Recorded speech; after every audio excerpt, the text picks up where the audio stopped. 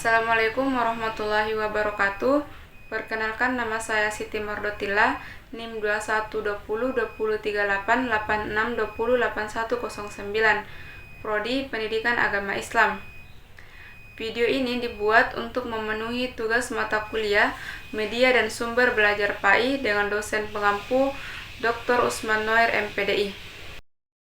Adapun materi yang saya akan bahas di video kali ini yaitu mengenai digitalisasi dan mobile learning dalam pembelajaran.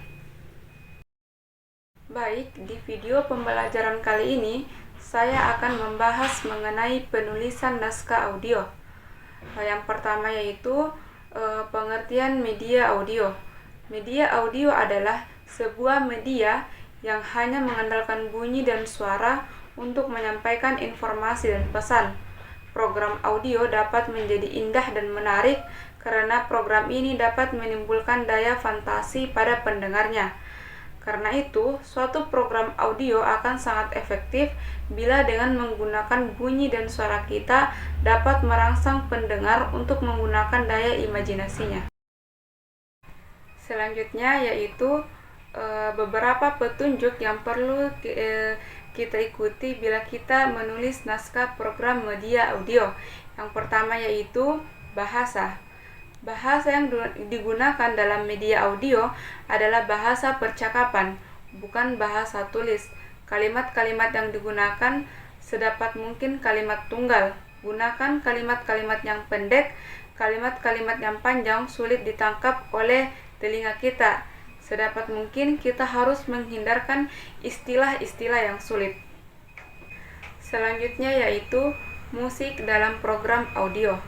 Sesuai penjelasan sebelumnya, program audio hanya mengandalkan kepada bunyi dan suara saja. Agar pendengar tidak bosan mendengarkan program kita dan program kita tidak terasa kering, kita perlu menggunakan musik dalam program kita. Fungsi musik yang utama dalam hal ini ialah menciptakan suasana. Karena itu, musik perlu dipilih dengan hati-hati. Bila program bersuasana gembira, misalnya diiringi oleh musik yang bersuasana sedih, tentu akan terasa sangat janggal. Selanjutnya yaitu keterbatasan daya konsentrasi. Berdasarkan penelitian yang pernah diadakan, daya konsentrasi orang dewasa untuk mendengarkan berkisar antara 25 sampai 45 menit, sedangkan pada anak-anak hanya 15 sampai 25 menit. Karena itu, tidaklah bijaksana untuk membuat program media audio terlalu panjang. Satu program audio yang panjangnya 15 menit mungkin cukup disajikan 3 konsep saja. Selanjutnya yaitu beberapa istilah yang sering digunakan dalam naskah. Yang pertama yaitu announcer, yang sering diartikan penyiar yang bertugas memberitahu bahwa sesuatu acara atau sesuatu program akan disampaikan. Selanjutnya yang kedua yaitu narator. Hampir sama dengan penyiar atau announcer. Bedanya apa yang dibaca narator ini sudah memasuki materi program. Ia mungkin akan menginformasikan tentang pokok bahasan serta tujuan yang akan dicapai dalam program yang akan disajikan. Narator seringkali ditugaskan menghubungkan adegan suatu dengan adegan lainnya dalam suatu program. Selanjutnya yang ketiga yaitu musik. Menunjukkan kepada sutradara bahwa di baris itu harus diselipkan musik. Yang keempat, sound effect.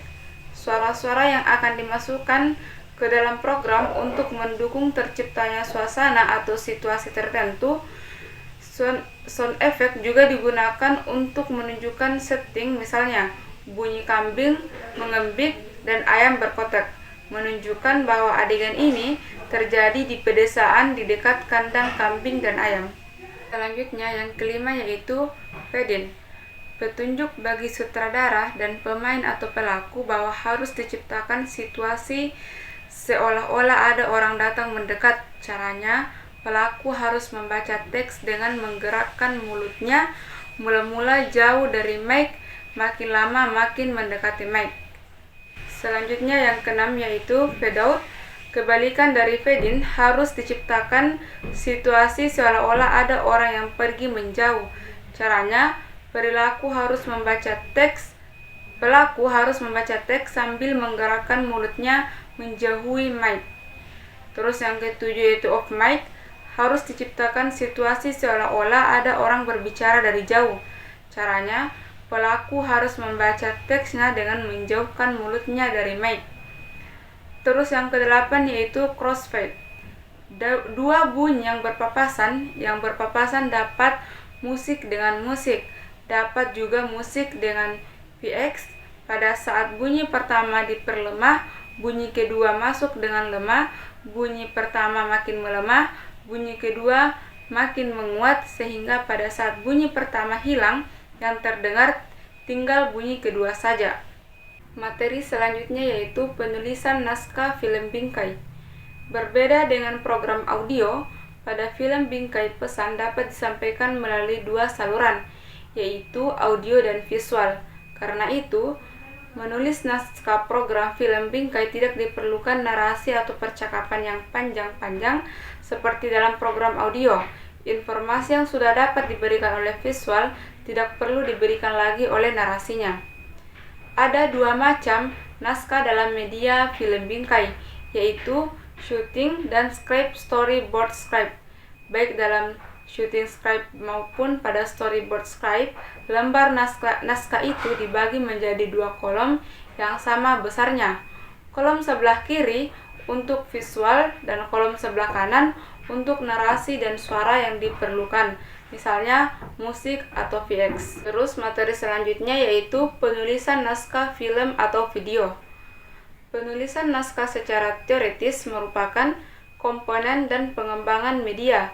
Secara lebih praktis, hal tersebut merupakan bagian dari serangkaian kegiatan produksi media melalui tahap-tahap perencanaan dan desain, pengembangan, serta evaluasi. Seperti halnya penulisan pada umumnya, penulisan naskah film maupun video juga dimulai dengan identifikasi topik atau gagasan. Dalam pengembangan instruksional, topik maupun gagasan dirumuskan dalam tujuan khusus kegiatan instruksional atau pembelajaran.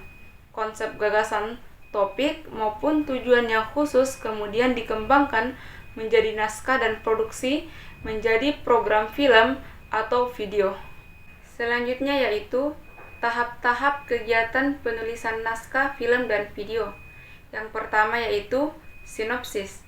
Dalam praktik, sinopsis diperlukan untuk memberikan gambaran secara ringkas dan padat tentang tema atau pokok materi yang akan digarap.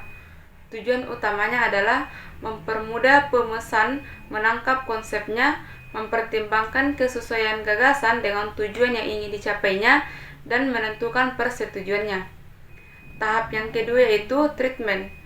Agar berbeda dengan sinopsis, treatment mencoba memberikan uraian ringkas mana suatu secara deskriptif atau bukan tematis tentang sebagai episode, cerita, atau rangkaian peristiwa instruksional nantinya akan digarap sebagai ilustrasi pembanding.